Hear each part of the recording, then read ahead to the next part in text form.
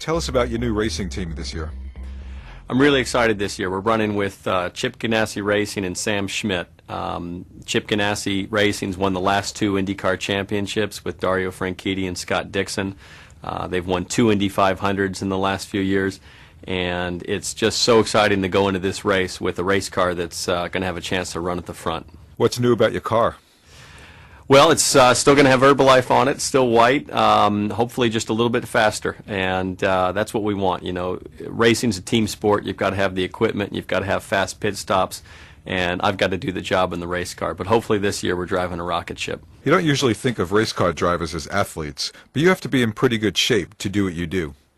Yeah, a lot of people don't necessarily understand the amount of G-force and physical exertion required to drive these cars. There's no power steering. We've got big, wide, slick tires that produce a lot of grip. So the steering loads are quite a bit heavier than what you'd feel in your car every day. In addition to that, we make a lot of downforce. So the wings on our cars, front and back, drive the car down into the ground.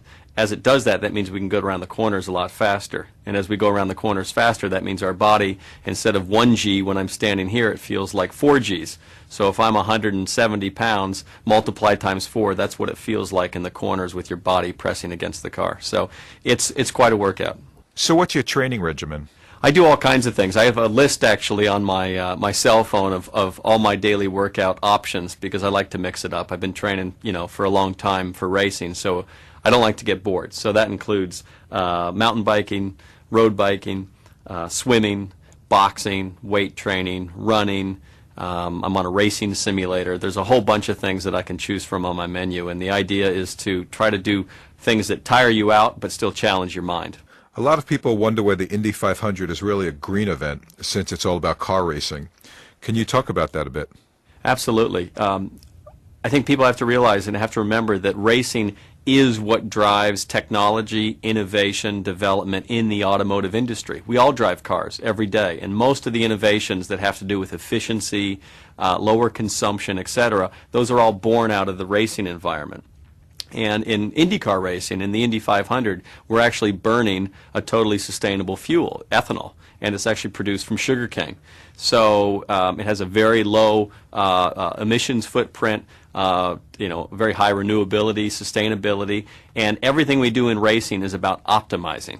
Less drag, less fuel consumption so that we don't have to stop in the pits as frequently. So everything we learn in racing is really sort of like a concentrated test bed for the greater automotive community, so everyone around the world benefits by racing.